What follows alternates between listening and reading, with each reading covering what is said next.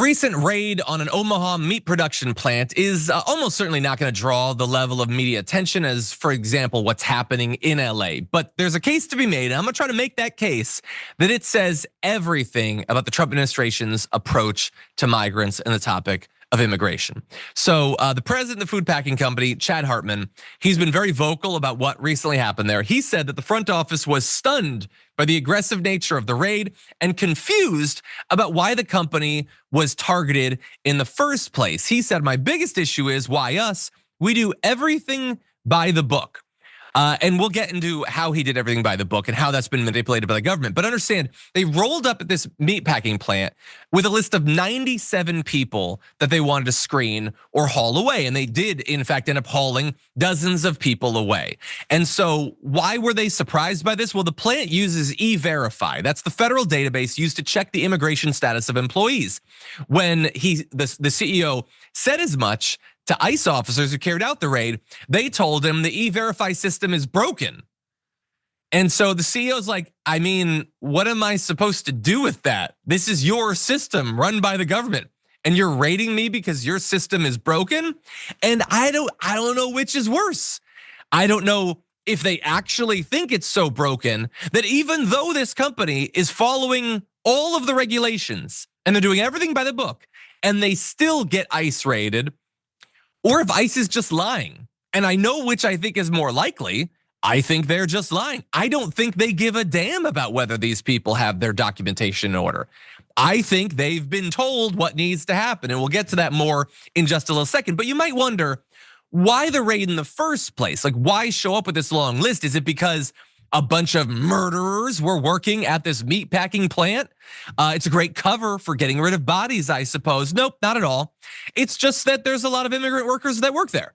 And that's true in Omaha, and in particular this area where I believe like 1 out of 4 of the local residents are originally from outside of the United States.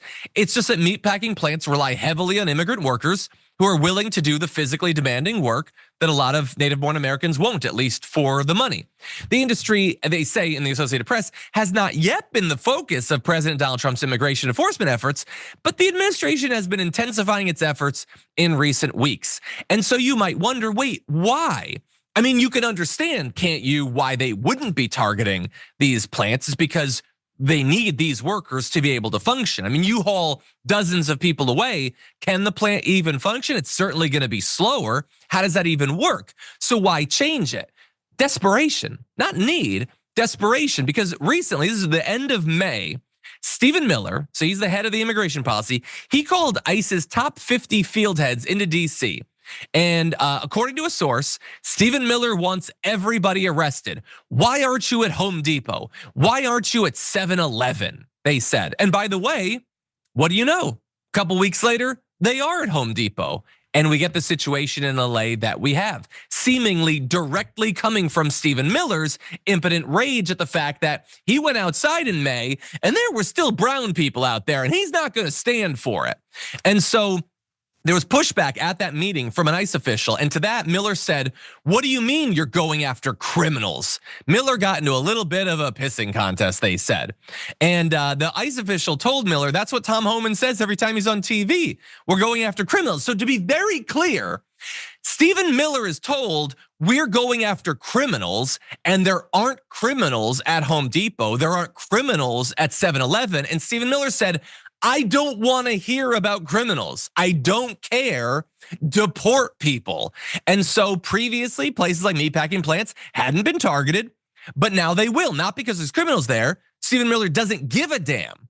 It's only because they want to get the numbers up. That's all it's about. It was never about the worst of the worst. It was never about violent criminals or traffickers. It was never about criminals at all.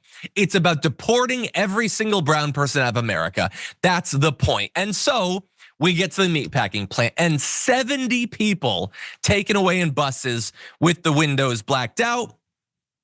God only knows what happened to them. God only knows how many of them are even inside the United States, whether they're in ICE detention, whether they've been sent to El Salvador, sent to Sudan, sent to God only knows, Malaysia, I don't know. Who knows? Stephen Miller doesn't know, Stephen Miller doesn't care. Just get rid of them. Those 70 people who were working at a meatpacking plant. You think Stephen Miller would ever deign to work a shift at a goddamn meatpacking plant, doing that hard back-breaking labor for long hours for low pay? You think he would do that? You think any of these bastards would? No, but these people were. And so when I say constantly that America always has and always will be made stronger by the presence of awesome migrants like this is what I'm talking about, okay? It's the people who make our system work.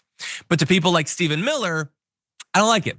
Don't like their skin color, get them the hell out of here. Oh yeah, but we want criminals, that's what we want, get them. They're dealing with pork, they're dealing with chicken, they're making sure that grocery store shelves are stocked with the foods that we eat. I don't care, get them the hell out of here. And so that's what they did. And by the way, the company president apparently reached out to Representative Don Bacon. Don Bacon looked into it, and apparently, yeah, they had complied 100% with the E-Verify. So he's now asking more questions or whatever. He says they're a victim in this. Yeah, but it's your party that's doing it, Don Bacon. Like, I don't know. Like early on the show, we had Rand Paul, who's like they're doing goose stepping soldiers or whatever. This guy's like, yeah, no, they're just breaking the law by violating the E-Verify and raiding these places. But like, would you like to do something about that? Could you guys maybe stop this before it gets even worse? Evidently not. And so I want to just close with a quote from Douglas County Commissioner Robert Garcia. Learned about the raid. He represents the local area, rushed out of this meeting. Says, it clearly instills a lot of fear. People are asking me if this is going to continue for multiple days here in Omaha. People are asking me if this is going to spread to other cities. And here is the thing. It will, because it has to. Okay, it has to, not because America has been invaded, not because we're in danger from these migrants. The only thing you're in danger, I guess, if you're a pig or a chicken, I suppose, because they work in a meat processing plant, but that's it. It needs to happen because they have set arbitrary goals of how many people they want to deport. And they sold their voters a bill of goods that we can do that because there's 15 million murderers and thieves in America. Oops, there aren't. There's just good, hardworking wannabe citizens, someday perhaps citizens, which again, they want to avoid. And so they have to start taking people who've never broken any law, never violated any regulation or whatever, because they have to pretend that they're solving a problem that they invented in the first place. Every aspect of this is terrible. And again, it's not gonna get the coverage that the protests do in like LA or whatever, but this is happening all over the country and you're gonna see a lot more of it. If you enjoyed that, then make sure that you never miss another video by subscribing. And if you want a little more, consider hitting the join button and becoming a member. So you're probably wondering, why would I do that? Well, when you do that, you get access to bonus content that I make every single week, and it's a lot of fun. You get custom emojis and more.